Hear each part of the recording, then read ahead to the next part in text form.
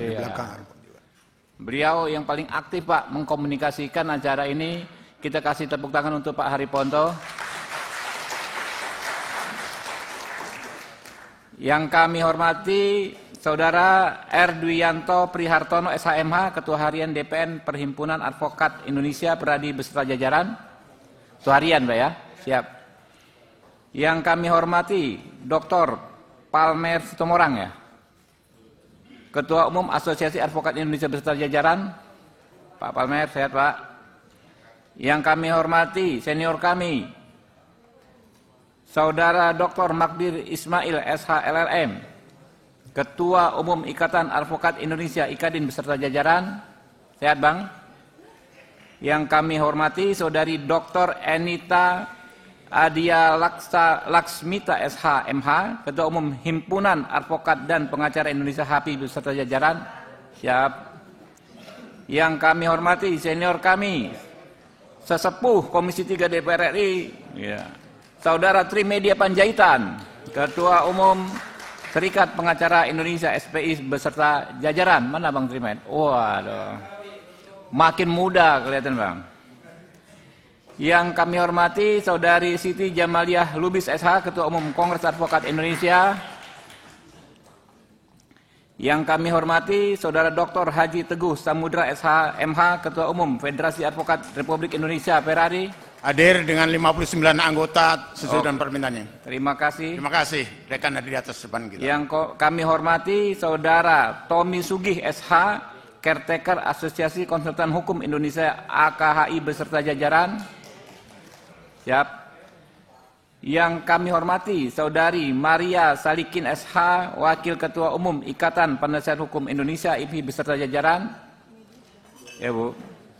Yang kami hormati Saudara Rifai Kusuma Negara SHMH, Sekjen DPP Ikatan Advokat Indonesia IKADIN beserta jajaran.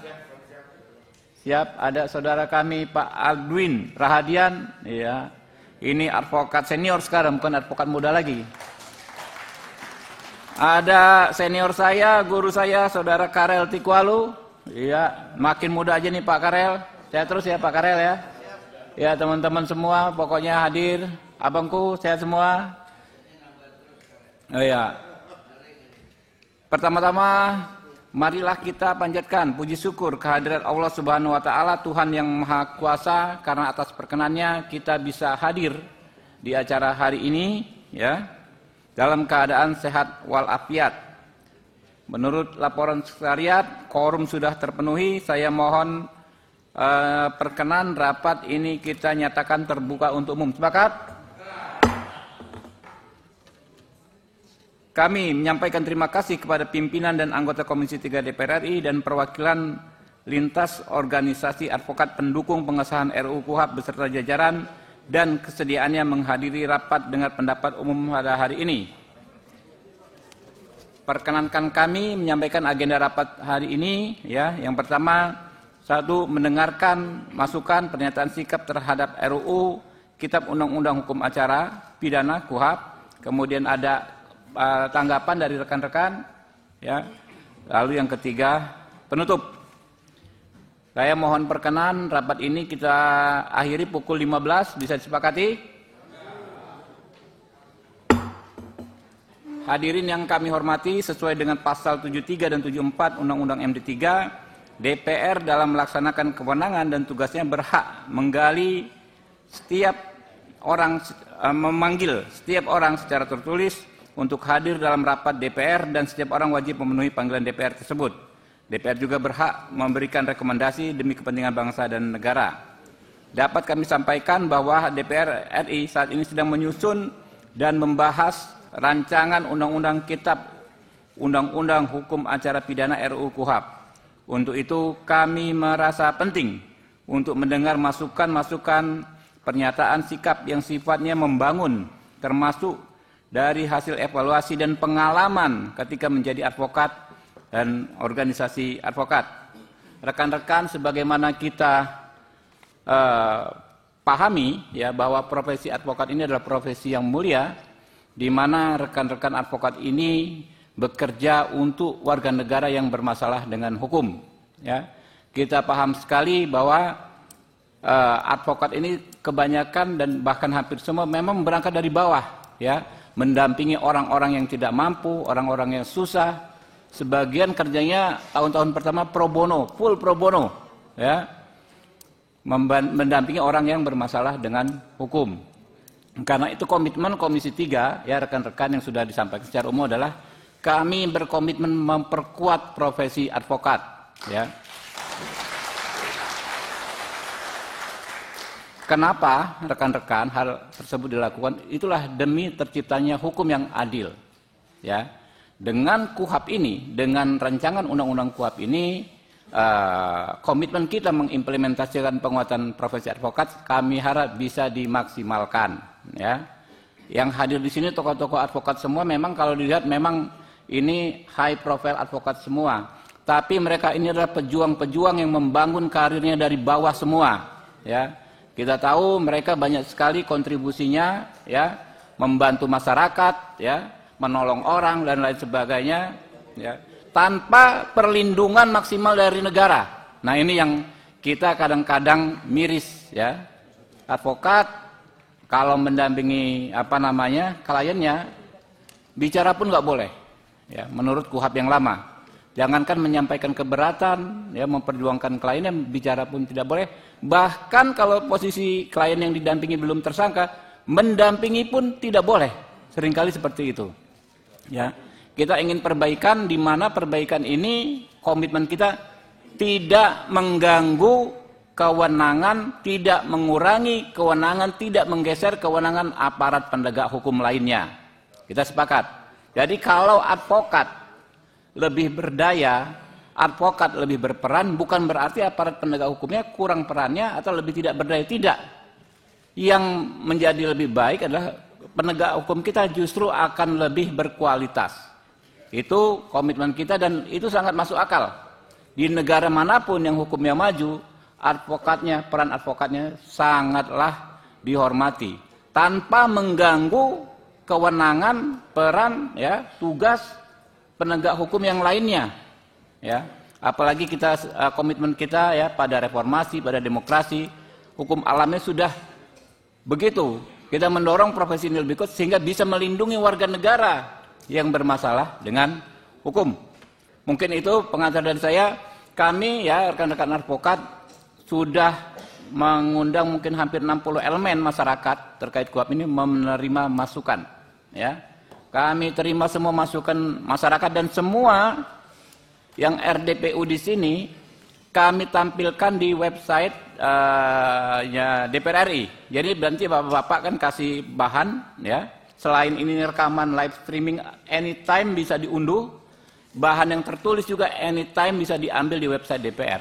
Jadi yang namanya partisipasi masyarakat dalam penyusunan RUU KUHAP ini sudah sangat-sangat maksimal. Yang namanya transparansi sudah sangat-sangat maksimal, kami ikhtiarkan. Kami garis bawahi itu adalah ikhtiar kami. Kalau memang ada kesalahan teknis, ketidakmampuan kami, dan dianggap kurang maksimal konteks partisipasi dan konteks keterbukaannya, kami memang sudah di situ batasnya. Yang bisa kami lakukan, kadang-kadang namanya website, ada error dan lain sebagainya, itu di luar tanggung jawab kami. Tapi komitmen kawan-kawan ini semua hadir tiap hari adalah transparan dan terbuka, ya, serta partisipatif. Oke, mungkin tidak berpanjang lebar, kami persilakan, ya, Pak Junifer, mungkin juru bicaranya, ya, ada 2-3 orang, silakan. Baik, terima kasih. Assalamualaikum warahmatullahi wabarakatuh. Selamat siang menjelang sore. Salam sejahtera untuk kita semua. Om Swastiastu, Namo Buddhaya, salam kebajikan, rahayu. Terima kasih kepada Ketua Komisi 3, demikian juga kepada anggota Komisi 3 atas waktu yang diberikan kepada kami. Demikian juga terima kasih kepada rekan-rekan advokat yang bersatu kali ini, Pak Ketua. Kami boleh terpecah-pecah. Ya. Kami boleh terpecah-pecah dalam organisasi, tapi kalau sudah menyangkut marwah, martabat, dan masalah profesi, apapun cerita, kami adalah satu dan bersatu.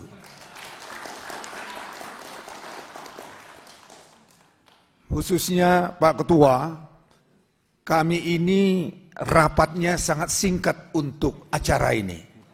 Nggak nyampe 2 hari, bisa dikoordinir, bisa bersatu membicarakan apa yang terbaik untuk pembahasan RUU KUHP.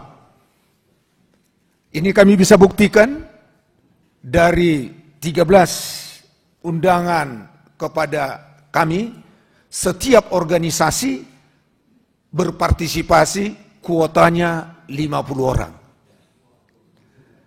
Sekarang ada di luar, mereka sudah sangat antusias mendengarkan pernyataan dari ketua nanti, kita apakan RUU KUHP ini. Total saya dapat informasi tadi Pak Ketua dan Bapak-Bapak Wakil DPR hadir hari ini, yang sudah hadir mulai jam 12.15 laporan kepada saya, itu hampir 417 orang. Ya, yang ada di balkon itu sebagian kecil. Ya, terima kasih kepada rekan-rekan semua. Selamat datang rekan-rekan yang di Terima balkon. kasih, terima kasih. Mohon maaf kapasitasnya terbatas ya, tapi tetap semangat ya. Ini sebagian kecil, Pak Ketua, di luar masih banyak, tapi kalau ada ruangan yang paling gede mungkin ribuan kami bisa hadirkan di sini sebetulnya. Kemudian kepada tim yang bisa menghadirkan kita di sini, khususnya kepada rekan saya Harfon, ya, kita berikan aplaus dulu Harfon. Ari Ponto berdiri dong, biar kelihatan. Iya. Ya. Saya sampai tadi malam jam 2 masih tektok-tektok terus ini ketua. Yang hadir ketua organisasinya siapa? Ya, siapa yang hadir? Siapa yang hadir? Dan di web, mau di WA juga terjadi komunikasi yang sangat baik sekali. Jadi jangan kaget Pak Ketua, kami memakai baju kebanggaan kami supaya memperlihatkan bahwa kami adalah pejuang hukum. Ya, yang selalu membela kebaikan dan kebenaran. Ini yang prinsip. Nah, oleh karena Pak Ketua, kenapa kehadiran kami hari ini? Ini perlu kami konfirmasi, adalah hari Kamis kalau tidak salah Pak Ketua, saya masih hadir di sini membawa korban kriminalisasi di dalam menjalankan profesinya seorang advokat. Kemudian tanggal 24 Maret kami sudah RDPU juga di sini. Tapi tiba-tiba hari Jumat saya pribadi kaget dan kawan-kawan juga kaget. Pak Ketua membuat statement yang menyatakan bahwa RUU KUHP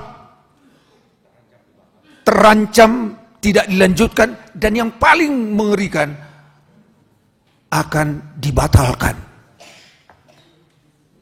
Kebayang kami kalau ini dibatalkan, pengalaman kita membahas undang-undang bisa tidak bangkit lagi. Itu akan terkubur dan bisa menjadi kerugian bagi kami advokat, khususnya di dalam RUU KUHP ini. Kenapa? Karena RUU KUHP ini adalah ya, penegakan hukum pidana. Yang kedua, KUHP ini adalah tata cara prosedur pelaksanaan pidana. Sementara KUHP akan berlaku tahun 2006. Lantas, kalau tidak ada hukum acaranya, kami berkesimpulan materi-materi yang ada di KUHP menjadi hambar. Apa itu? Yang pertama, bagaimana pengaturan mengenai restoratif justice. Kemudian bagaimana hakim memutus dengan menyatakan punya kewenangan sekarang memutus dengan pemaafan. Dan banyak lagi yang harus diatur di dalam hukum acara pidana. Nah, oleh karenanya dengan situasi yang Pak Ketua buat di running text dan kemudian berita online, kami bersatu hadir kemari untuk dengan harapan agar RUU KUHP ini tetap dilanjutkan pembahasannya, dan harapan kami bahwa RUU KUHP ini bisa diundangkan atau disahkan pada tahun ini untuk menyongsong tahun 2026. Kami sebentar juga akan membuat kesepakatan atau statement bersama yang kami sudah siapkan. Kemudian yang kedua, Pak Ketua, kami dari advokat mengucapkan terima kasih ya bahwa RUU KUHP ini sudah sangat maju dibandingkan dengan Undang-Undang Nomor 8 Tahun 81 KUHP.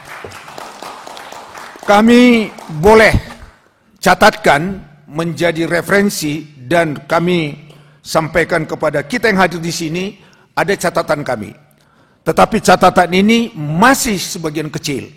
Nanti rekan-rekan kami sudah menyiapkan juga materi, usulan lebih lanjut yang kami akan serahkan, kiranya bahan ini menjadi referensi untuk pembahasan undang-undang atau KUHP lebih lanjut. Saya izinkan membacakan yang sangat penting catatan kami di dalam grup. Yang pertama, kami setuju mereformulasi pasal 33 ayat 2 RUU KUHP bahwa keberatan advokat wajib dicatat oleh penyidik dalam BAP. Kemudian, setuju mereformulasi pasal 140 RUU KUHP dengan memasukkan hak imunitas advokat, yaitu advokat tidak dapat dituntut baik secara perdata maupun pidana dalam menjalankan tugas profesinya dengan etikat baik untuk kepentingan pembelaan klien baik di dalam maupun di luar pengadilan. Kemudian setuju, ini penting sekali Pak Ketua, dalam RAP RDPU kami melihat ini tidak tergambar. Saya baca dari usulan pemerintah. Padahal pada saat kita RDPU di sini, praksi-praksi sudah menyetujui pasal 142 ayat 3. Apa itu? Yaitu tentang larangan-larangan terhadap advokat, antara lain larangan advokat berkomunikasi dan mengunjungi tersangka, terdakwa, terpidana, larangan advokat memberikan pendapat di luar pengadilan terkait permasalahan kliennya. Pada saat kita RDPU, kita sudah sepakat bahwa ini dicabut dan dibatalkan. Dan memang sudah dicabut, Pak. Pak, terima kasih. Mohon kepada advokat. Terima kasih. Kalau ini tidak dicabut, kontradiksi dengan 140. Terima kasih sekali lagi kepada yang mulia anggota DPR, pemerintah juga demikian. Kemudian yang ketua, catatan kami tambahan yang tertinggal yaitu reformulasi pasal 1 angka 13 RUU KUHP ya, yang memuat definisi upaya paksa, di mana upaya paksa menetapkan tersangka, penangkapan, penahanan dan lain-lain, tapi juga mencakup pemblokiran, penyegelan, pemutusan akses sebagai bagian dari upaya paksa. Ini juga harus menjadi bagian dari bisa kita ajukan pra peradilan. Ini penting sekali karena mohon maaf segala maaf, kami advokat merasakan aparat, penyidik, malahan penyelidikan bisa melakukan pemblokiran semena-mena. Ya, ini ada catatan dari rekan-rekan, nanti ada catatannya. Ada apa? Ini yang selalu kami katakan bahwa terjadi penyanderaan. Ya, terjadi penyanderaan yang akhirnya terjadi tidak transparansi di dalam prosesnya. Kemudian pasal 1 angka 11 RUU KUHP ini juga penting kami meminta dan minta suatu hak dari kami, yaitu apa di sana dikatakan bahwa advokat adalah bagian dari penegak hukum. Jadi kami harus jelas statusnya, ya, itu harus tercakup dan secara tegas dimuat di dalam RUU KUHP. Kalau enggak, kami ini rekan-rekan APH yang lain dikatakan, lu siapa? Statusmu di mana? Sementara kita menjalankan undang-undang. Nah, ini penyetaraan, setara kita dengan penegak hukum yang lain. Baik, selanjutnya Pak Ketua, ada reformulasi lagi pasal 5 ayat 2 KUHP yaitu ini penting sekali, yaitu menghapus kewenangan penyelidik untuk melakukan penahanan. Yang berhak melakukan penahanan itu adalah penyidik. Kita bisa bayangkan penyelidik adalah mencari bukti-bukti dan menetapkan tersangka. Belum ditetapkan tersangka, sudah punya hak untuk melakukan penahanan. Ini penting sekali, ini kontradiksi. Ya, ini koreksinya.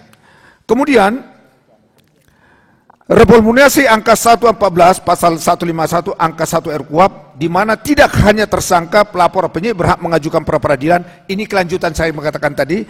Ini kewenangan ini khususnya diberikan kepada para saksi, bukan kepada tersangka. Saksi pun bisa mengajukan pra peradilan apabila haknya dilanggar dalam ini pemblokiran, penyitaan yang masih belum diuji kebenarannya karena pokok perkara belum diproses.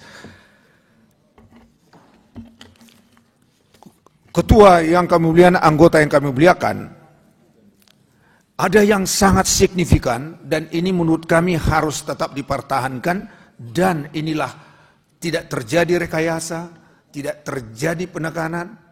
Apa itu? Yaitu pasal 141 KUHP yang menyatakan di dalam huruf D bahwa advokat berhak mendampingi saksi sejak mendampingi tersangka, terdakwa, saksi korban pada semua tingkat pemeriksaan. Segala mohon maaf, kami mendapat informasi, mudah-mudahan tidak benar, ini ada APH keberatan terhadap pasal 141 ini. Sekali lagi, ada APH, apakah dia atas nama APH institusi atau pribadi? Padahal marwah daripada KUHP ini adalah pasal 141. Terima kasih kepada perumus dan membuat rancangan ini yang telah mengakomodir. Saya langsung konfirmasi, tidak ada keberatan, Pak. Terima kasih. Jadi itu baik, sudah disepakati. advokat mengucapkan terima kasih kepada Komisi 3. Inilah catatan kami, Pak Ketua, masih banyak tetapi kami sepakat, teman-teman, bahannya kami akan serahkan kepada ketua dari setiap organisasi, ya, secara organisasi bahan-bahan yang sudah disiapkan dari Pak Magdir, dari Pradi Soho, mohon maaf ini Pradi ada 3 ini Pak Ketua, tapi hari ini kami bersatu, ya, dan dari 13 setiap organisasi sudah menyiapkan Pak Ketua, kami akan serahkan kepada Pak Ketua, ya, bahan-bahannya untuk nanti bisa menjadi bahan lebih lanjut. Kemudian Pak Ketua, sebelum kami menyatakan pernyataan sikap, izinkan nanti Pak Ketua dan kepada para anggota, apakah masih diberikan waktu nanti kawan-kawan ada yang memberi masukan? Jadi gini, sebelum pernyataan sikap, nanti teman-teman mungkin ada 2, 3, 4 orang mungkin ya. Silakan. Ya. Baik. Baru terakhir baru pernyataan sikap. Baik, terima kasih. Kalau begitu ada bahan yang sudah disiapkan kemarin dari saudara. Kalau boleh, mohon maaf kepada rekan-rekan, jangan lagi mengulangi yang saya sudah sampaikan. Kalau ada di luar itu, silakan dari Palmer. Habis Pak Palmer, Pak Hotman ya, Bang ya. Nanti. Habis Pak Palmer, Pak Hotman. Oh, Pak Hotman. Ya. Baik. Habis ya. Terima kasih pimpinan rapat. Saya Palmer Situmorang, Ketua Umum Asosiasi Advokat Indonesia, dan juga teman-teman saya Asosiasi Advokat Indonesia yang dalam sebentar lagi mengadakan rekonsiliasi pertama di Indonesia. Ada rekan Arman Hanis, Ranto tadi mungkin nggak sempat atau terblok di luar, nggak bisa masuk. Pimpinan yang terhormat, seperti yang dikatakan oleh juru bicara kita tadi, bahwa untuk memudahkan Komisi 3 membahas, nanti kami akan berikan ini dalam bentuk hard copy, maupun nanti akan kami upload juga di websitenya Komisi 3 DPR RI. Karena bagaimanapun kita harus menyampaikan masukan-masukan, karena kita harus bantu DPR melihat dengan jernih sejauh mana tadi ada isu bahwa ini akan tangguhkan atau bahkan bisa tenggelam sama sekali. Itu sangat menyedihkan kalau berita itu betul. Tolong Bapak-bapak yang terhormat di Komisi 3 ini jangan dihentikan, karena kita mau masuk ke Undang-Undang Hukum Pidana 2026. Kalau tidak disertai dengan perubahan KUHAP, dan kita tidak tahu bagaimana menggunakan Undang-Undang Peradilan HAM berat jika memakai model masih KUHAP yang lama, dan bagaimana kita mengenai peradilan-peradilan lainnya untuk bisa mengejawantahkan hukum acara yang benar. Yang paling menjadikan dari draft yang sudah dibuat ini, ada 79 kata memuat berita acara. Semua hukum acara adalah identik dengan berita acara. Sayangnya, kenapa impact hukum dari berita acara ini kok tidak didefinisikan? Semua diawali dengan huruf kecil, acaranya juga huruf kecil, dan di definisi penjelasan umum pun tidak jelas apa itu berita acara. Sementara menjadi materi pra-peradilan itu salah satunya berita acara. Sah tidaknya penyitaan itu bagaimana berita acara. Yang dimaksud dengan berita acara pasal 72 KUHAP juga harus dengan persetujuan ketua pengadilan. Berita acara menyita dan menyerahkan barang bukti. Itu salah satunya. Terus saya mau ada 5 poin, ya. Yang paling utama saja saya katakan 6 poin. Hak tersangka mendapatkan atau melihat barang bukti. Coba, baik di KUHAP beginilah HAM itu diinjak-injak. Termasuk di rancangan ini. Kapan tersangka atau kuasanya berhak melihat alat bukti? Di dalam rancangan yang ada ini, dengan persetujuan hakim baru bisa dilihat alat bukti. Nah, terus bagaimana? Saya kira ketua kan sudah mengalami bagaimana menyusun pembelaan yang baik. Yang kita kejarkan kebenaran material. Bagaimana suatu kebenaran material kita tahu kalau kita tidak bisa kaji itu alat bukti, hanya dilihatkan di depan meja begitu diperlihat. Bagaimana kita mau kaji itu dalam hanya lihat-lihat seperti itu?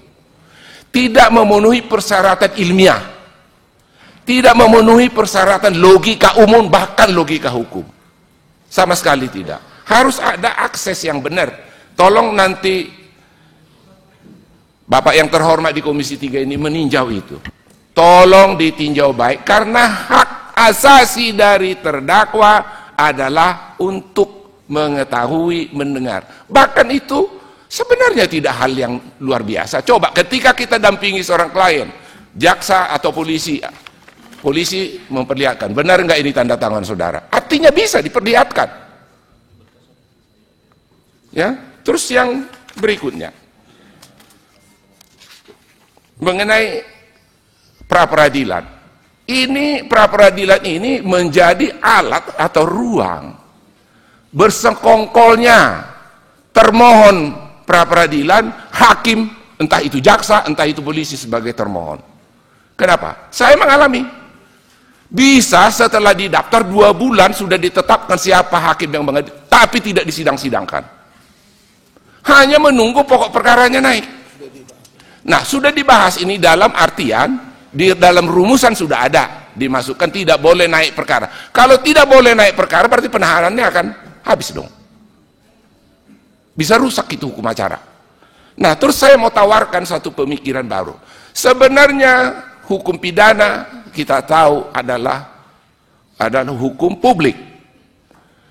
Semua undang-undang yang terkait hukum publik, termasuk PT-UN, menganut asas fiktif positif. KUHAP juga menganut asas fiktif positif. Saya sudah tulis pasal apa yang mengatakan. Bahkan rancangan ini pun mengatakan menganut asas fiktif positif. Apa itu fiktif positif? Ketika hakim tidak memutus dalam jangka waktu yang ditetapkan, berarti dikabulkan permohonannya. Contoh apa yang ada di dalam rancangan ini yang mengatakan terjadi fiktif positif? Dia anut fiktif positif. Contoh, apabila tersangka ditahan melebihi dari batas waktu harus dikeluarkan tanpa ada disebut perlu penetapan mengeluarkan, harus diuji di persidangan, begitu lewat harus dikeluarkan. Itu fiktif positif 100%, paling murni, tidak memerlukan tindakan hukum apapun, harus dikeluarkan. Ini perlu dikaji supaya tidak lagi alat pra peradilan ini menunda-nunda menjadi bancakan.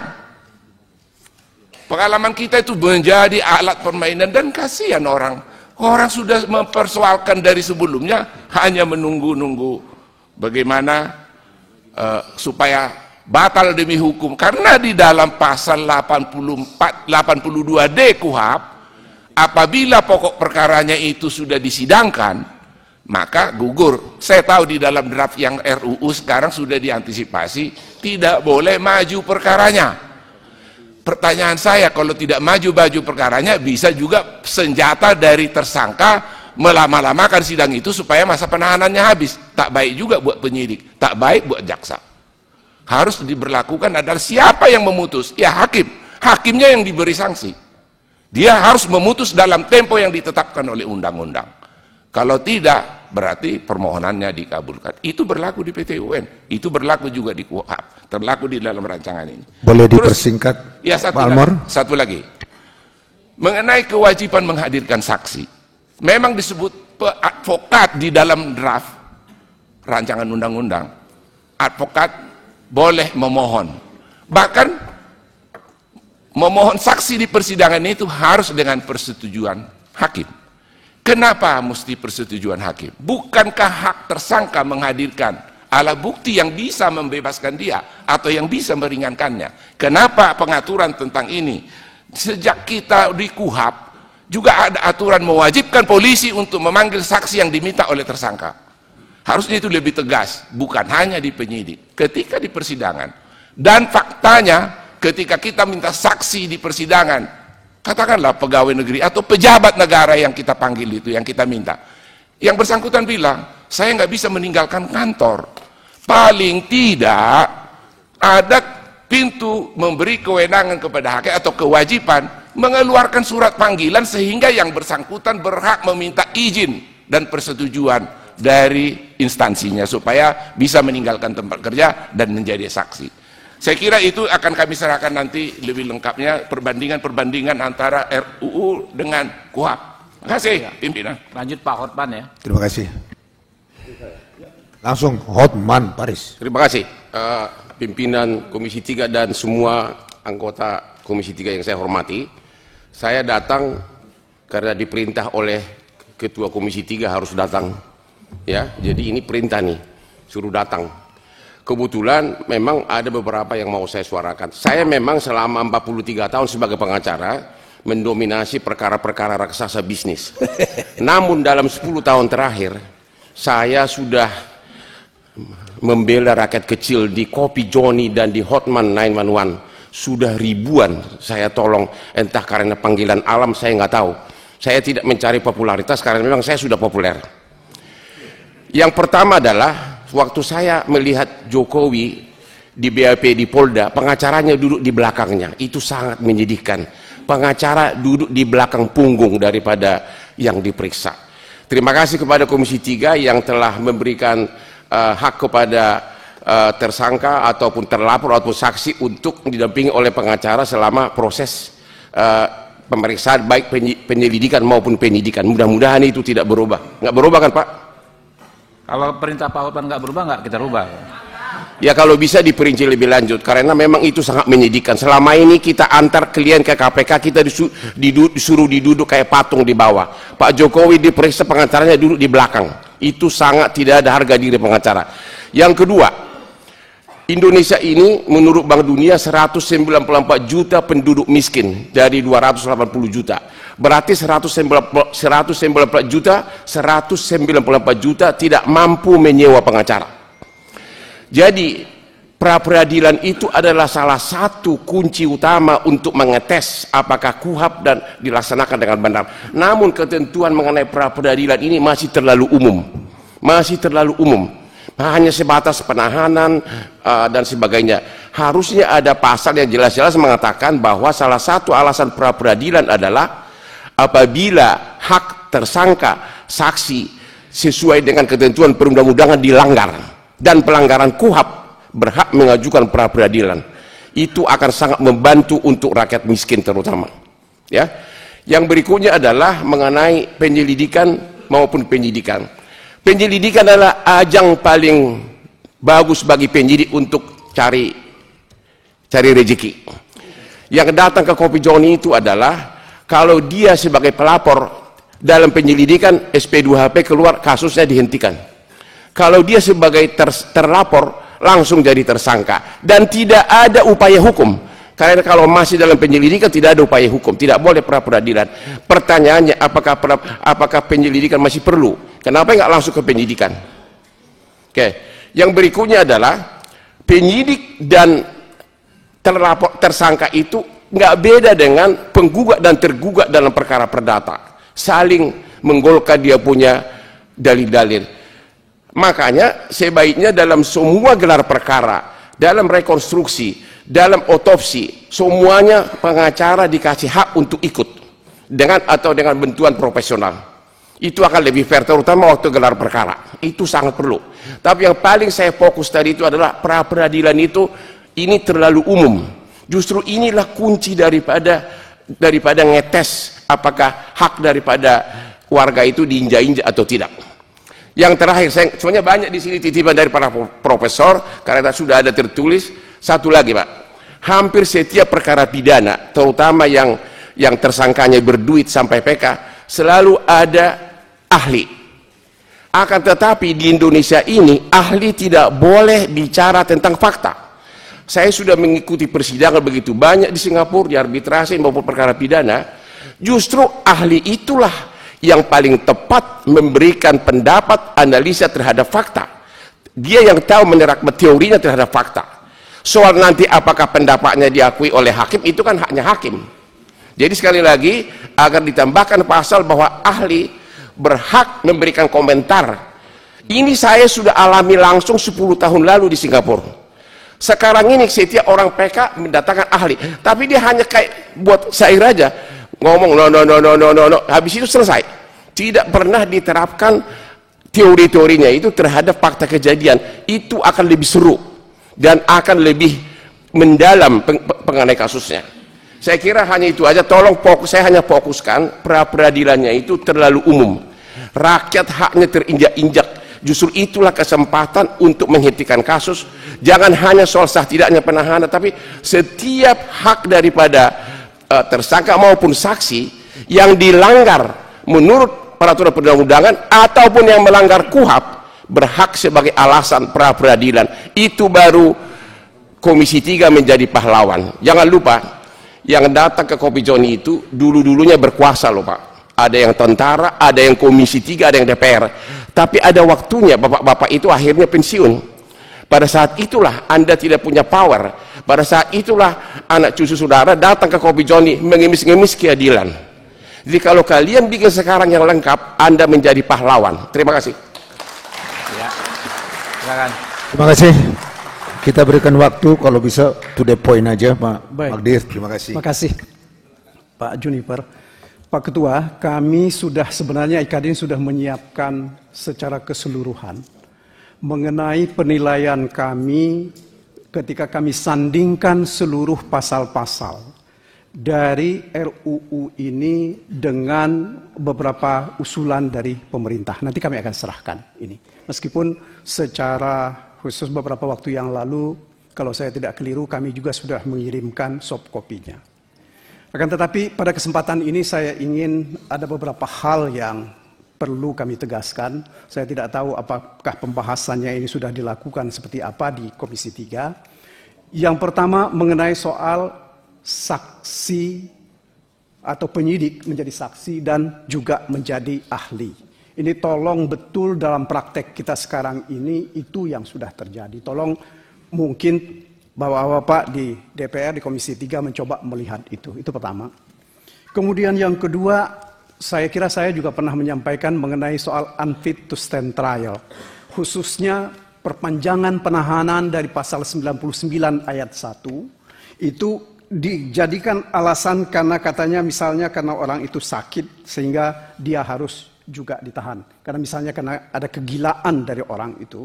Menurut hemat kami mestinya orang seperti ini tidak bisa ditahan, tetapi justru dimasukkan ke rumah sakit. Karena inilah yang kita sebut dengan unfit to stand trial.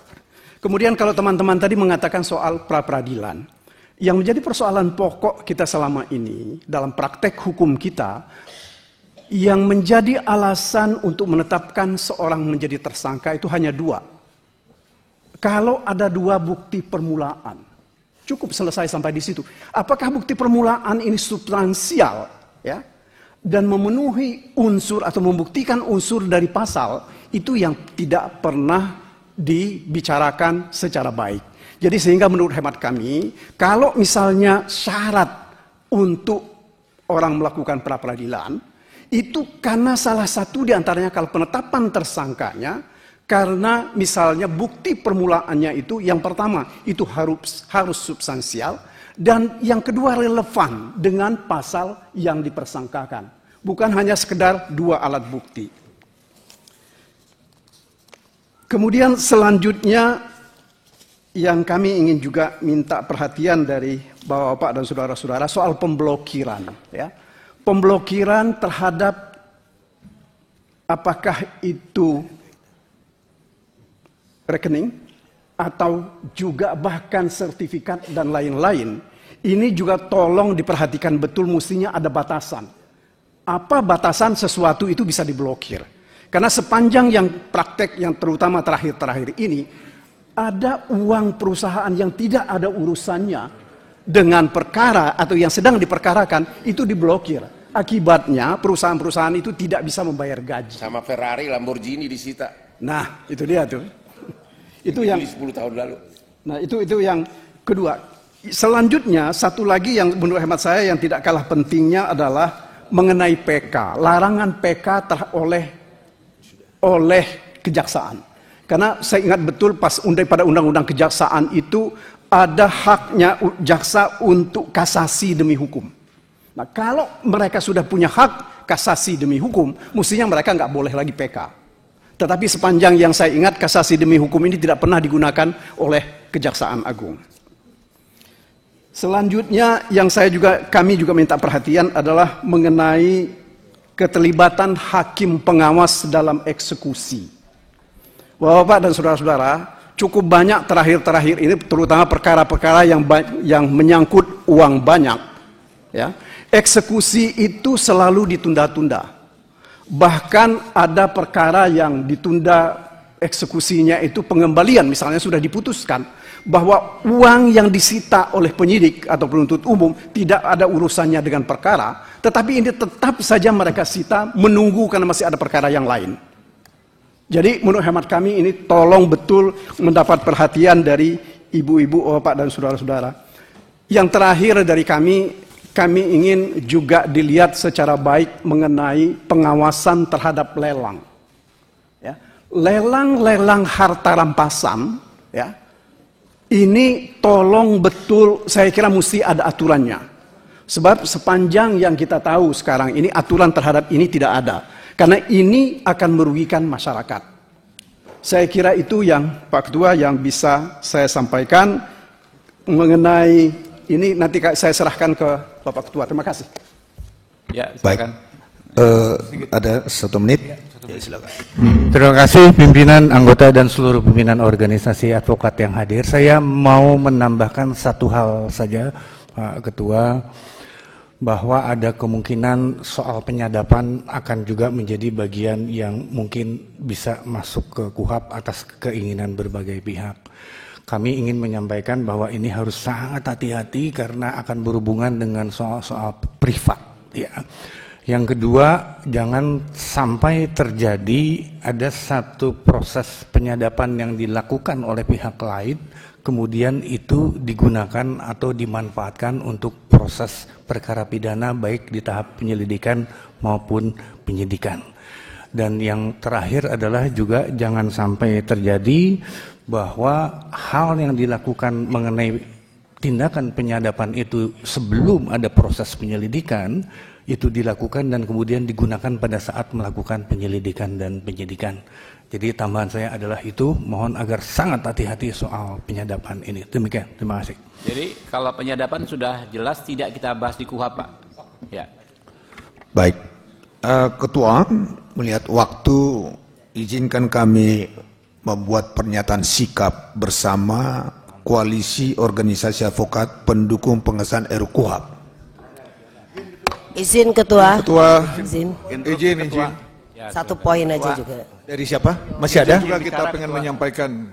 Dari siapa? Kalau sama, saya pikir Materinya sama? ya. Enggak, satu aja. Ini beda-beda. Oke, silakan. Boleh ya, terima kasih. Ada. Oke. Terima kasih pimpinan sidang. Kami mungkin dari sini cuma menyatakan dari organisasi Himpunan Advokat Pengacara Indonesia hanya mau memberikan masukan pada pasal yang belum disebut, pasal 16 ayat 1E dan pasal 16 ayat 1F tentang penyamaran. Mungkin sekarang sudah dicantumkan dalam RUU KUHP ini agar mungkin dapat diperketat, karena dengan penyamaran yang ada bagi penyidik tersebut bisa juga indikasi jadi menjebak sebelum mereka menjadi tersangka.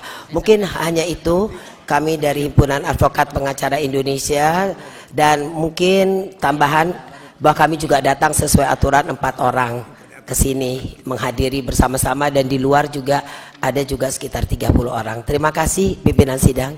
Ya, silakan. Ya, silakan, Pak. Dari Ya. Oke, silakan. Saya dari Kongres Advokat Indonesia, yang mana kita ada 50.000 anggota kita di seluruh Indonesia. Dan saat ini juga Bapak Sufmi Dasko adalah sebagai Ketua Dewan Pengawas Kongres Advokat Indonesia. Harus saya perkenalkan, kalau enggak. Oke, mungkin saya beda dengan yang lain sudah banyak yang memberikan materi.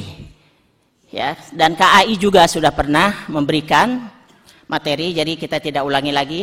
Hanya pernyataan sikap Kongres Advokat Indonesia terhadap urgensi pengesahan RUU KUHP Indonesia. Yang singkat aja mungkin. KAI memandang perlu segera disahkannya RUU KUHP sebagai perwujudan dari kepastian, keadilan, dan kemanfaatan hukum. KAI meyakini dengan diberlakukannya RUU KUHP akan memberikan jaminan bagi masyarakat terhadap penegakan hak asasi manusia. Kontradiksi dalam substansi RUU KUHP adalah hal yang lumrah, namun diharapkan tidak menjadi hambatan bagi implementasi azas legalitas, dan untuk itu KAI mengajak semua pihak untuk mengedepankan kepentingan bangsa di atas institusi masing-masing. Dengan disahkannya RUU KUHP, maka akan memberikan kesempatan yang cukup untuk pemerintah melakukan sosialisasi kepada semua instansi, sehingga ketika KUHP baru berlaku pada Januari 2025, maka semua pihak yang berkepentingan setidaknya telah memahami KUHP. KAI siap mendukung aktif pemerintah dalam rangka proses sosialisasi serta mengawal penegakan hukum KUHP dan KUHP ke depannya. Kami dari Kongres Advokat Indonesia juga berterima kasih kepada Komisi 3 yang mana banyak diakomodir tentang advokat. Jadi saya rasa suka tidak suka dan senang tidak senang, RUU KUHP harus disahkan secepatnya. Itu permintaan dari Kongres Advokat Indonesia. Ya, oke ya. Baik. Terima kasih. Assalamualaikum warahmatullahi wabarakatuh. Baik, saya masih ada yang terakhir. Satu. Ingin ditambahkan? Poin aja ya, langsung poinnya, silakan. Terima kasih Ketua Komisi dan seluruh jajaran yang sangat-sangat saya hormati. Saya Heru Notonegoro, Ketua Presidium Dewan Pimpinan Pusat Kongres Advokat Indonesia.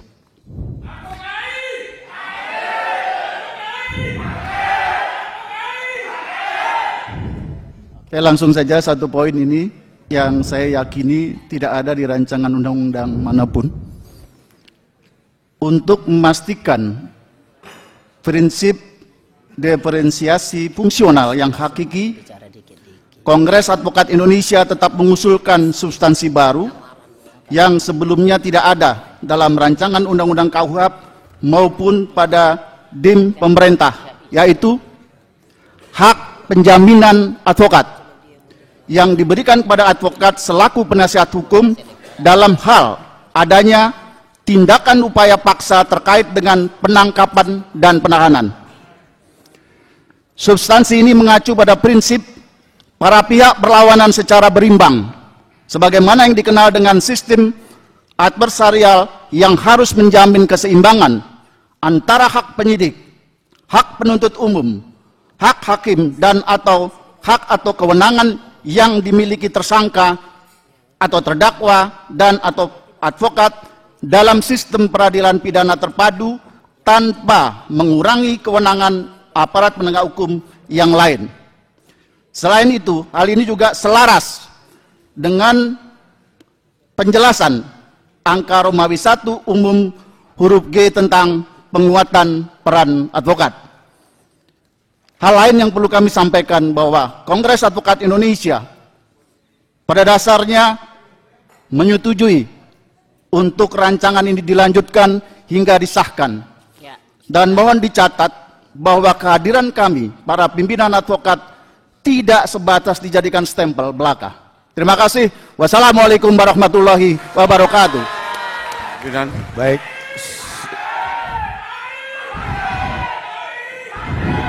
Baria, tenang aja. Tenang. Saya kiri pimpinan. Silakan Pak Teguh Samudra.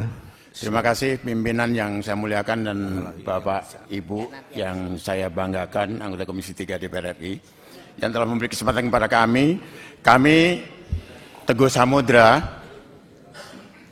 basic dari LBH, sekarang Ketua Umum Ferrari, Federasi Advokat Republik Indonesia. Baru organisasi anak bawang, tapi bersyukur kita sudah menyeluruh ke seluruh provinsi. Hari ini sebenarnya secara tertulis nanti akan kami serahkan kepada Ketua yang mulia tentang usulan kami. Yang penting karena waktunya sangat terbatas adalah perlu adanya penguatan mekanisme pengawasan proses peradilan berdasarkan KUHP nanti. Kenapa? Karena selama ini faktor-faktor pengawasan jika APH telah menyalahgunakan kewenangannya tidak tersentuh walaupun sudah diatur misalnya oleh internal atau atasannya. Ini sangat merugikan kepentingan masyarakat luas. Jadi mekanisme pengawasan perlu diperketat atau diperjelas baik dari tingkat penyelidikan, penyidikan, penuntutan maupun proses peradilannya. Saya yakin yang mulia semua anggota Komisi 3 telah memahami penyalahgunaan wewenang dari pertahapan proses peradilan sampai tingkat PK itu pun semuanya. Jadi hendaknya nanti para perumus mohon yang mulia, para anggota Komisi 3 untuk berkenan lebih rinci lagi menata kata-kata dan kalimatnya itu agar diimplementasikan nanti yang mudah. Yang kedua, juga harus diwaspadai tentang pasal-pasal yang berpotensi disalahgunakan dalam prakteknya. Rumusan-rumusan dari kata yang tidak jelas akan disalahgunakan. Misalnya kata-kata dapat, itu potensi untuk penyalahgunaan wewenang dari semua tingkatan yang kita alami. Sehingga yang mulia para anggota Komisi 3 berkenan nanti memperjelas atau dalam rumusan penjelasannya agar nanti dapat dipahami secara menyeluruh. Kami dari Ferrari ada 7 poin sebenarnya, tetapi karena waktunya sangat terbatas, nanti akan kami serahkan saja. Semula akan kami serahkan kepada Sekjen untuk membahas, tapi waktunya nggak memungkinkan. Izin Pak Ketua, nanti kami serahkan saja bersama rekan-rekan lainnya. Terima kasih atas kesempatan diberikan. Salam hormat untuk seluruh para anggota Dewan yang kami muliakan. Terima kasih. Wassalamualaikum warahmatullahi wabarakatuh. Terima kasih. Ya. Pak Petrus terus ke kiri. Ya, Pak Petrus dulu. Terima kasih pimpinan sidang. Saya langsung ke substansi mengenai hak-hak tersangka dan advokat. Izin Pak Juniper, izin Pak. Saya pikir kalau memang antusias kita kasih dulu ya 1 menit ya. Kiri ya. Terakhir Pak Karel ya. Terakhir ya. Ya. Petrus, lanjut. Terima kasih pimpinan. Saya langsung ke materi saja. Di dalam pasal 134 dan 141 KUHP, rancangannya menyatakan bahwa tersangka atau advokat berhak melakukan komunikasi. Itu sangat penting. Tetapi yang menjadi masalah selama ini dalam praktek, penggunaan HP oleh tersangka yang ditahan tidak diperbolehkan sama sekali. Nah, ini bagaimana teknisnya supaya pihak rutan tidak menggunakan atau bisa pelaksanaan pasal melakukan komunikasi itu. Jadi harus dirumuskan dengan jelas mengenai penggunaan HP untuk komunikasi. Karena di pasal 134 dan 141 KUHP mengenai hak tersangka, hak terdakwa, dan hak pengacara untuk melakukan komunikasi. Itu sangat dibuat di situ. Yang kedua, pasal 222 mengenai alat bukti. Sangat jelas disebutkan mengenai alat bukti. Untuk alat bukti disebutkan keterangan saksi, keterangan ahli, surat keterangan terdakwa, dan barang bukti. Lalu bukti elektronik. Kemudian yang menjadi masalah untuk huruf G, segala sesuatu yang dapat digunakan untuk kepentingan pembuktian pada pemeriksaan di sidang pengadilan sepanjang diperoleh secara tidak melawan hukum. Khusus untuk huruf G ini tidak ada definisi, multitafsir, dan berpotensi kepenyalahgunaan wewenang. Jadi apakah pasal huruf G ini di-drop saja karena sangat luas penafsiran mengenai sesuatu yang dapat digunakan untuk kepentingan pembuktian. Jadi mengenai pasal 222 ini, alat bukti ini terlalu luas untuk huruf G ini. Dan ini berpotensi penyalahgunaan wewenang oleh pihak-pihak yang menggunakan alat bukti. Oke, kemudian mengenai penyadapan, memang di dalam rancangan disebutkan akan dibuat dengan undang-undang. Ini sangat berbahaya kalau tidak diatur secara detail apa saja dan siapa saja yang boleh disadap dan di tahap mana. Dalam rancangan disebutkan harus dibuat dengan undang-undang, apakah masih berlaku atau tidak. Kedua, ada beberapa pasal dalam RUKUHP ini yang diperlukan dengan peraturan pemerintah. Misalnya tentang pengakuan terdakwa untuk perdamaian. Disebutkan harus dengan PP. Bagaimana saat berlakunya KUHP di 2023, kalau PP-nya belum ada, apakah bisa dipakai pedoman RJ untuk penyelesaian secara alternatif perdamaian ini? Ya, sekian dan terima kasih. Rekan saya dari Jawa Tengah ingin menambahkan. Mohon waktu. Terima kasih pimpinan. Saya kira saya minta waktu Pak karena jauh dari Jawa Tengah Pak. Karena mau tolong pahami Pak. Kami jauh-jauh ke sini Pak. 1 menit Pak. Ya, silakan. Saya ini advokat Pak, saya juga pengen berbicara Pak. Saya sayangkan dari senior-senior saya yang berbicara di depan ini tidak menilai mengenai asas apa yang diberlakukan oleh KUHP saat ini. Apakah masih menganut asas diferensial fungsional? Kalau diingat sejarah HIR, dulu bukan berlaku asas diferensial fungsional. Dia berlaku omnibus litis. Artinya apa? Proses penyidikan perkara pidana itu tidak berakhir di kepolisian. Dia berakhir di pengadilan. Lewat siapa? Jaksa penuntut umum. Disertasi saya dibimbing oleh Prof. Pujiono SH. Waktu kemarin kita juga ada siaran langsung juga dengan konsultasi dengan Pak ini. Sama saja akan kembali. Dan saya lihat tidak ada asas ini di dalam KUHP. Masih menganut asas diferensial fungsional. Khususnya dalam gelar perkara.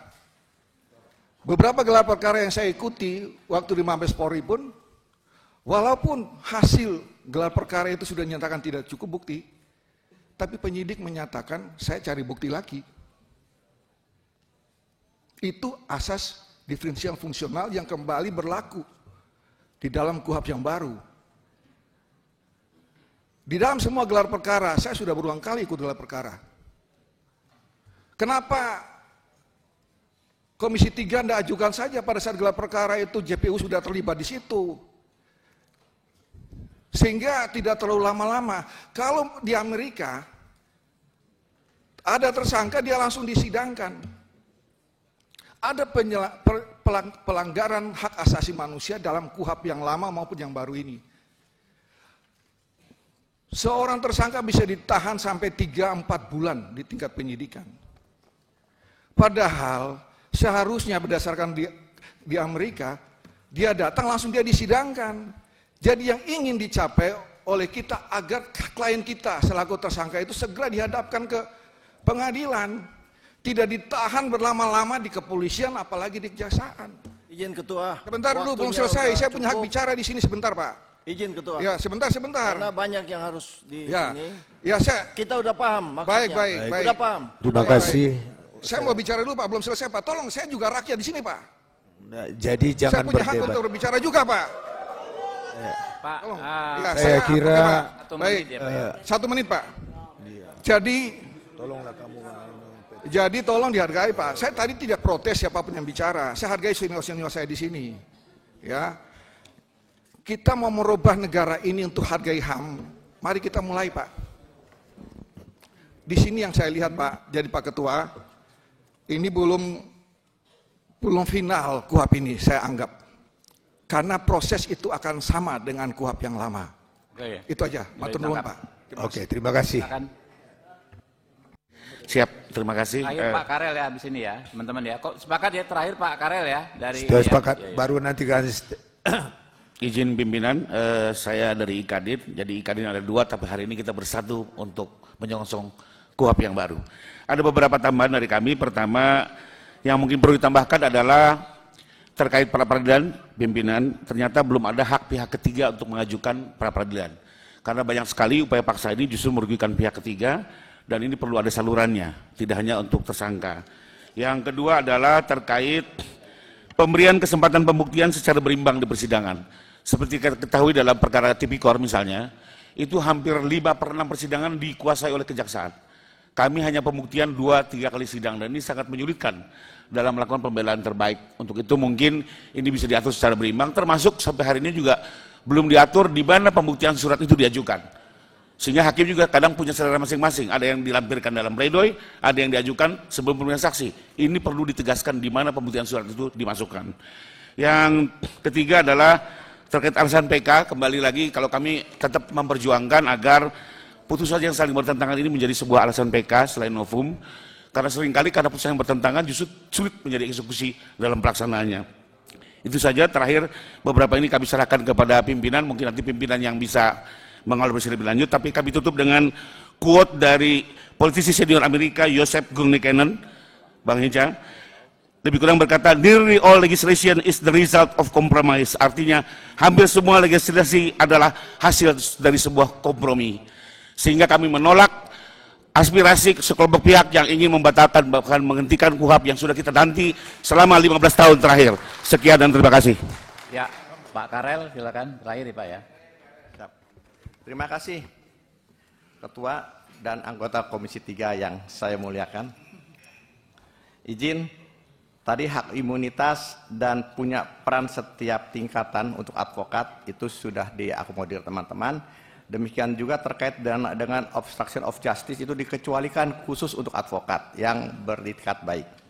Namun ada beberapa yang tidak dibahas tadi, yaitu hak asasi manusia, hak asasi terkait tersangka dan saksi. Tersangka dan saksi selama ini kalau diperiksa itu tidak dibatasi waktu atau durasi berapa kali. Jadi mohon maaf, kalau ada penyidik yang bodoh, dia akan memeriksa saksi atau tersangka itu bisa 1000 kali tanpa ada batasan, ya. Bahkan ada waktu, sehingga membuat si tersangka atau saksi ini tidak bisa bekerja mencari nafkahnya dengan baik. Itu. Kemudian terkait penahanan. Penahanan itu sedapat mungkin lebih besar hak objektifnya, ya, dibandingkan dengan hak subjektif dari penyidik. Karena hak subjektif itu sangat berbahaya kalau ada kasus-kasus pesanan. Demikian juga klien saya pernah mengalami ketika diperiksa. Karena klien saya ini banyak berbelit mungkin, penyidik sampai mengeluarkan pistolnya dia taruh di meja. Nah, sebaiknya ketika aparat penegak hukum melakukan penyidikan, itu pistolnya sebaiknya jangan dibawa. Karena kalau taruh di meja ya jelas akan membuat presiden yang tidak baik buat tersangka maupun saksi dalam rangka menggali pengakuannya. Terima kasih, itu saja Ketua. Terima kasih. Oke, langsung Pak Juniper. Baik, terima kasih. Ya, yang mulia Ketua dan Bapak-bapak atau anggota DPR, izinkan kami menyampaikan pernyataan sikap bersama Koalisi Organisasi Advokat pendukung pengesahan RUU-KUHP. Disampaikan kepada yang terhormat Ketua Dewan Perwakilan Rakyat Republik Indonesia melalui yang terhormat Ketua Komisi 3 DPR RI.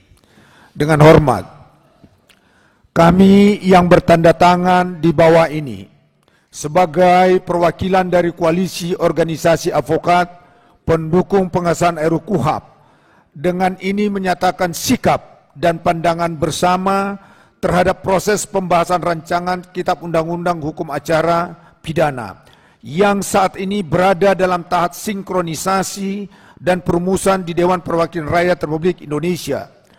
Setelah mencermati dan mendiskusikan secara mendalam substansi materi RUU-KUHP serta urgensinya, keberlakuannya, kami menyatakan hal-hal sebagai berikut. 1. Mendukung penuh kelanjutan proses pembahasan dan pengesahan RUU-KUHP dalam tahun 2025. Mengingat rencana implementasi Kitab Undang-Undang Hukum Pidana KUHP baru yang akan berlaku pada awal Januari 2026 memerlukan sistem hukum acara yang modern yang sejalan dengan prinsip negara hukum, perlindungan hak asasi manusia. 2. Menolak segala bentuk upaya penundaan, pembatalan, atau penghilangan pembahasan RUU-KUHP yang tidak berdasar dan tidak mencerminkan semangat reformasi hukum serta perlindungan hak asasi manusia. 3. Mengapresiasi substansi RUU-KUHP yang memuat penguatan peran advokat dan perlindungan hak korban tersangka terdakwa antara lain: 1. Hak advokat mendampingi saksi sejak tahap penyelidikan. 2. Hak imunitas advokat dalam menjalankan profesinya dengan etikat baik. 3. Ketentuan yang lebih ketat terkait syarat penangkapan dan penahanan. 4. Keadilan restoratif dan jaminan proses peradilan yang adil, fair trial. 4. Mendorong DPR dan pemerintah untuk lebih terbuka dalam menerima masukan substantif dari masyarakat, termasuk dari organisasi advokat, dalam proses penyempurnaan akhir dari RUU-KUHP. 5.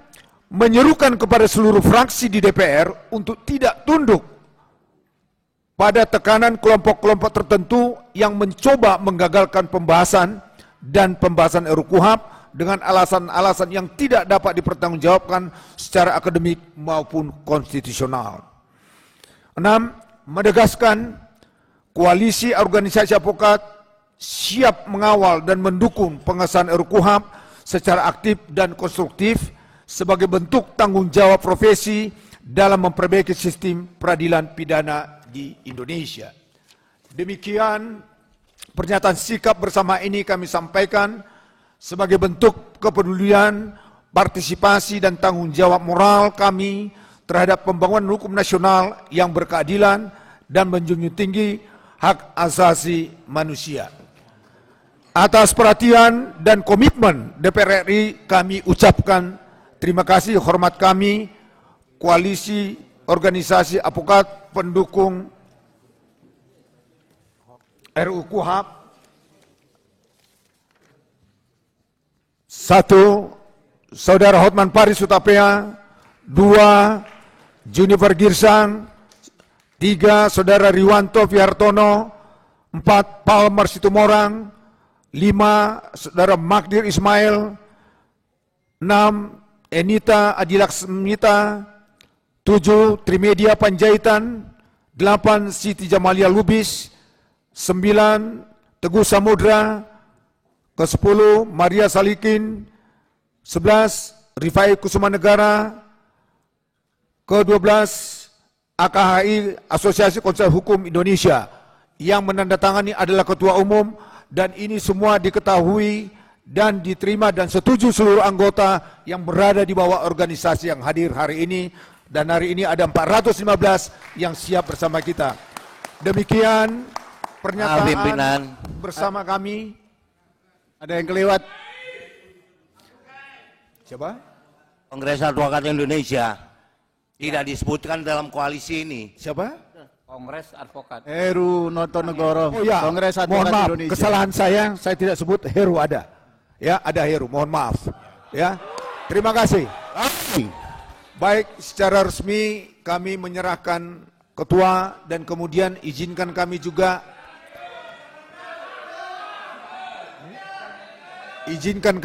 menyampaikan juga bahan-bahan ataupun masukan-masukan dari setiap organisasi sebagai referensi kepada ketua dan bapak-bapak anggota DPR untuk bisa menuntaskan pembahasan RKUHP di tahun 2025. Sekali lagi, terima kasih atas waktu dan kesempatan yang diberikan kepada kami. Ya, Wassalamualaikum warahmatullahi wabarakatuh. Waalaikumsalam. Mungkin satu aja ya, satu atau dua ya, paling banyak ya dari rekan-rekan ya. Pak Abdul silakan. Pak Tandra, dan Pak Hinca ya, Pak Abdul dan Pak Hinca memberikan tanggapan, silakan. Silakan Pak Abdul. Ya, bismillahirrahmanirrahim. Assalamualaikum warahmatullahi wabarakatuh. Pak Abdullah PKB. Yang saya hormati hadirin yang hadir, para advokat dan anggota Komisi 3 yang saya hormati. Yang saya hormati pimpinan dan panutan saya, Pak Habibur Rahman. Kenapa panutan? Karena beliau selalu memfasilitasi semua yang ingin berpartisipasi dalam KUHP ini, bahkan yang menolak pun beliau undang ke sini. Perkenalkan, saya Abdullah, saya dari fraksi Partai Kebangkitan Bangsa. Mungkin salah satu yang unik di kita, saya bukan mantan jenderal polisi, saya bukan mantan jaksa, saya bukan advokat, saya bukan mantan hakim. Bahkan di darah saya pun tidak ada unsur tersebut. Begitupun juga sebelah saya, Pak Rusdi. Beliau juga tidak ada di darah beliau unsur-unsur tersebut. Oleh karena itu, bagi kita Partai Kebangkitan Bangsa, yang saya perjuangkan adalah hadirnya ruh keadilan, hadirnya reformasi hukum yang berkeadilan. Oleh karena itu, ketika teman-teman hadir di sini, ini bagi saya energi positif. Dan saya selaku perwakilan dari Partai Kebangkitan Bangsa mendukung dan mendorong penuh bahwa KUHP ini harus segera dijalankan. Kita tidak berpihak pada satu elemen unsur aparat penegak hukum siapapun. Kita murni hadir di sini berbicara dengan apa situasi keadilan yang ada di bawah kriminalisasi, intervensi hukum, dan lain-lain. Oleh karena itu, bagi saya KUHP ini memang harga mati harus dijalankan. Terima kasih pimpinan. Ya, Pak Hinca ya. Terima kasih pimpinan dan anggota Komisi 3 yang saya hormati. Saudara-saudara sekalian, para advokat dari seluruh Indonesia yang hadir di Komisi 3, rumah keadilan untuk kita semua. Kami mendengar, mencatatnya, dan mengikuti dengan seksama. Semua pikirannya adalah bagaimana yang terbaik. Oleh karena itu, dari saya Hinca Panjaitan, dari fraksi Partai Demokrat, berterima kasih untuk masukannya dan mendukung penuh apa yang sudah disampaikan, terutama pernyataan sikap yang menurut saya luar biasa ini, para advokat untuk berjuang. Dan saya lihat tadi di pojok sana, senior kita, Bang Denny Kailimang, mendengarkannya dengan seksama. Meskipun dia tidak bicara, tapi saya kira apa yang dibicarakan semua teman-teman adalah juga suara hatinya. Oleh karena itu pimpinan, mewakili kita semua, Komisi 3 berbangga hati menerima masukan dari seluruh advokat yang hadir hari ini. Saya mendukung penuh KUHP kita tuntaskan segera untuk mendampingi KUHP kita 2 Januari 2026 yang akan datang. Terima kasih pimpinan. Terakhir Bimantoro lah, Bimantoro silakan. Siap, terima kasih pimpinan. Pimpinan dan seluruh anggota Komisi 3 yang saya hormati, abang-abang, bapak-bapak, ibu-ibu, hadirin dari organisasi advokat. Kami sangat senang sekali hari ini kami menambah pengayaan ilmu kami, penguatan kami dari berbagai macam tekanan hari ini. Tetapi abang-abang dan bapak ibu sekalian datang hari ini membawa warna baru untuk keadilan hukum yang ada di Indonesia. Hari ini saya rasa kita semua mempunyai visi yang sama, misi yang sama, yaitu penguatan hak warga negara. Dan alhamdulillah sampai dengan hari ini Komisi 3 sudah menerima lebih dari 60 organisasi ataupun masyarakat yang hadir, dan sudah banyak juga yang diakomodir dan dituangkan dalam setiap pasal-pasal RKUHP yang ada. Mungkin hari ini penambahan ilmu ini bisa menyempurnakan draft akhir KUHP, dan saya mendorong agar KUHP ini terus dilanjutkan dan bisa disahkan, karena kita sama-sama melihat semangat keadilan hari ini untuk memperbaiki hukum kita, yaitu untuk penguatan hak warga negara tertera di KUHP kita yang baru.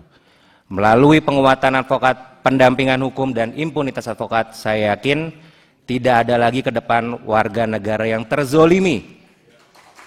Tidak ada lagi keadilan yang tidak bisa didapatkan oleh warga negara yang tidak mempunyai apa-apa, tapi tetap harus berjuang melawan hukum. Saya yakin penguatan ini bisa diwakili oleh teman-teman dan rekan-rekan advokat. Mungkin itu saja pimpinan, terima kasih. Assalamualaikum. Cukup rekan-rekan anggota? Ya, saya pikir cukup ya rekan-rekan, kita terima dulu ya. Silakan Pak disampaikan sini. Iya, iya. Izin Ketua, tadi saya protokol sampaikan indah sekali ya. Karena ini komitmen kami. Izinkan kami menandatangan pernyataan ini di depan ketua dan anggota DPR. Siapkan mejanya aja pimpinan. Silakan. Sudah ditandatangan kan? Enggak apa-apa, nanti Pak. Oke. Nah, biar tantangan di sini ya. Kongres Advokat Indonesia.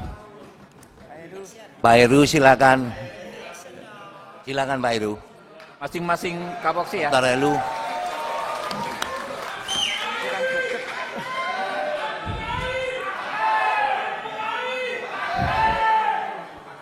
Advokai